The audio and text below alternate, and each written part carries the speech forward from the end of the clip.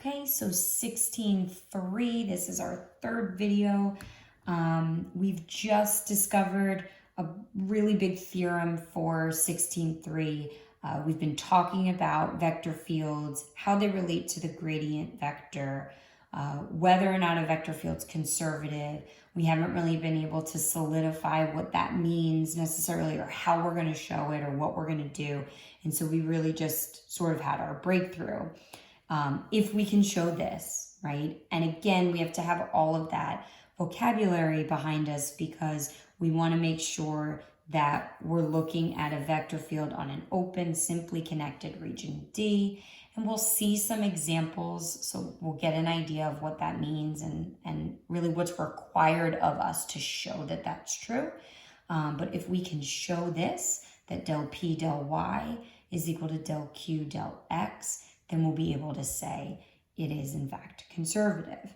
So I have a couple examples for you. So this would be example 1. And I want to determine whether the vector field is conservative. So here's my vector field.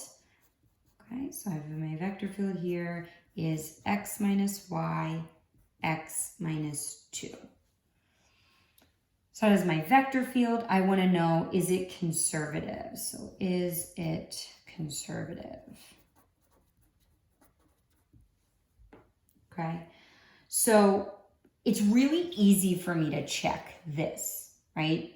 Especially for something this simple. So I'm going to jump right into this and I'm going to find del P del Y. P is just this, right? It's just my first piece in my vector field.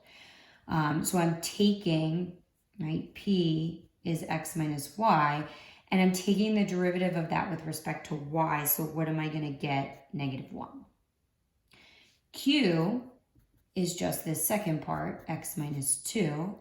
And so I want to find del Q del X.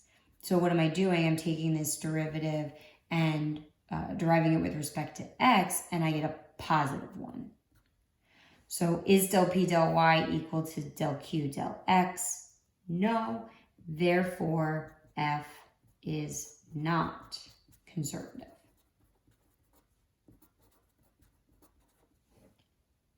So really easy, especially when my vector field is pretty straightforward like that. Find del P del Y, find del Q del X. See if they're the same. If they're not, then I don't even care about open, simply connect it. I just go straight to it's not conservative.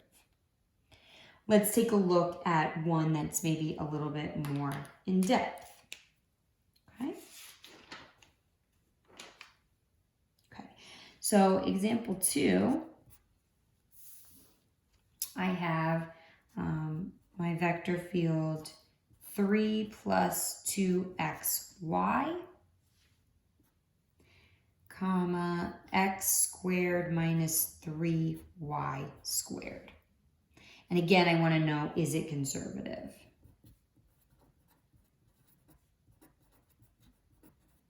That's the question. Okay, so is it conservative? Well, here's P, right? P is 3 plus 2xy. So I should pretty easily be able to find del P del Y.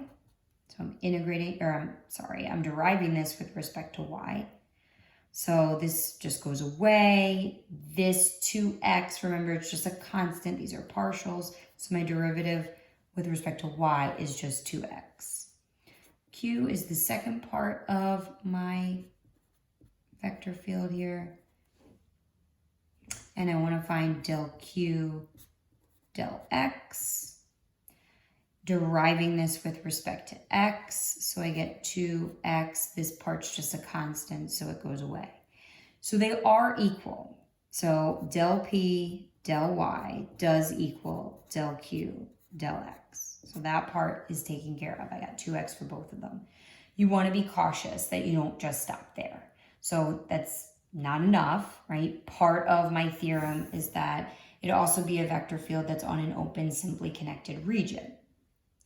So again, if I take my partials, I find that they're not equal, great, it's not conservative, I don't have to worry about it. But if I get that those partials are the same, I should start to think about whether or not my region D is open, simply connected.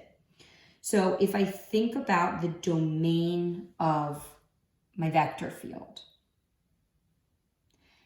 most of the time that domain is going to be just all reals, right? I'm going to be able to pull any values for x and y for my function, for my vector field, right? I can plug anything in for x and y. There's no restrictions. So when I think about what my domain is, my domain for my vector field is the entire plane, right? Domain for my vector field is the entire plane R2. I can plug in anything for x and y. And so because of that, this is open, simply connected.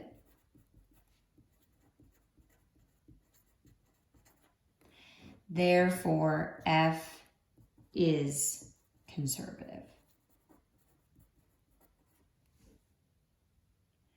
So again, you want to find your partials first, see if you do get that set up where del P del Y equals del Q del X. If you don't get it, it's not conservative, don't move on. If you do get it, think about the domain of your vector field, and most of the time it's going to probably be open, simply connected. Maybe there's a homework problem or two where it's not, and so we'll get some exposure to what that might look like later on. So the next thing that we're going to do is start to talk about how to find the potential function f. So this is just discussing the vector field and whether or not it's conservative. We talked about if it's conservative, then there must be a function f such that this vector field is the gradient vector. So I think we'll stop there for this video, and in the next video, we'll look at how do we find that potential function.